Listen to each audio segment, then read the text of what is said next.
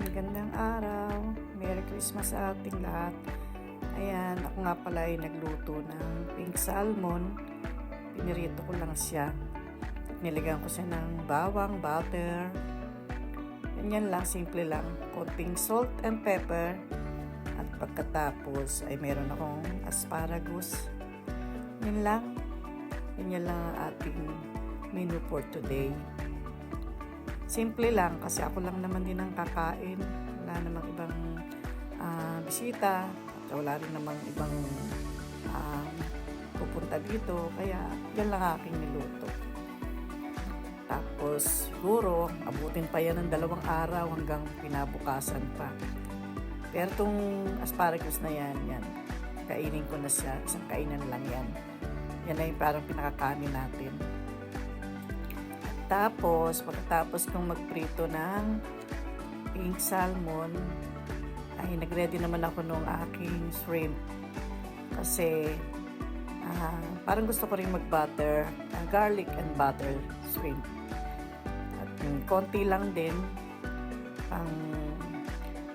ako lang din ang kakain. Kasi yung asawa ko ay vegetarian. Ayan, yan yun. Yan. Niluto ko siya muna sa Sprite. Konti lang, konting pakulo. Pagkatapos ngayon, ayan, meron na akong dinikdik na bawang at pagkatapos butter at tapos, ayan yung aking kawali. Nilagyan ko siya ng konting oil tsaka ako siya nilagyan ng butter tsaka nilagay ko na rin yung bawang. Pinaghalo-halo ko lang sila dyan hanggang sa mahilo. Ayan, mahilo sila para paglasang bawang lang yung butter ko. Tapos nilagyan ko lang ng konting pepper again at saka konting salt lang. Yan. Luto. Ganyan lang nga gagawin natin. Kasi yan lang, ako lang din naman ang kakain talaga niyan. Kung gusto naman ninyo, punta kayo dito at bibigyan ko kayo. Yan. Pagkatapos ng mahilo ng bawang sa butter, lalagay ko na yung aking mga hipon. Yan. Konti lang din naman yan. Nahalo-halo ko lang din yan, ganyan. Pagkatapos na halu-haluin at nahilo-hilo, luto na. Pwede na siyang kainin.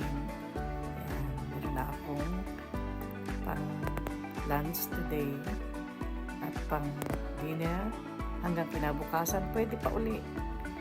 Yan. Lagyan natin ng konting chili powder. Konti lang. Huwag masyadong maanghang. Konti lang, sabi ng konti lang. Huwag mong dadamihan. Ang kulit talaga nito, sabi ng konti lang.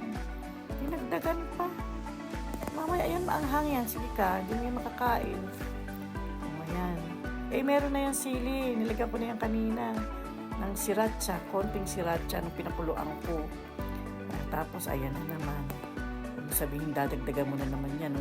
Chili powder, maanghang na yan. Hindi mo na yan kakain.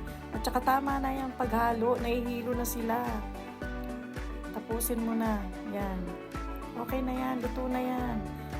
Hindi naman kailangan lutong-luto kasi pinakuluan na natin kanina yan. Pinakuluan na natin. Nalagyan mo na naman.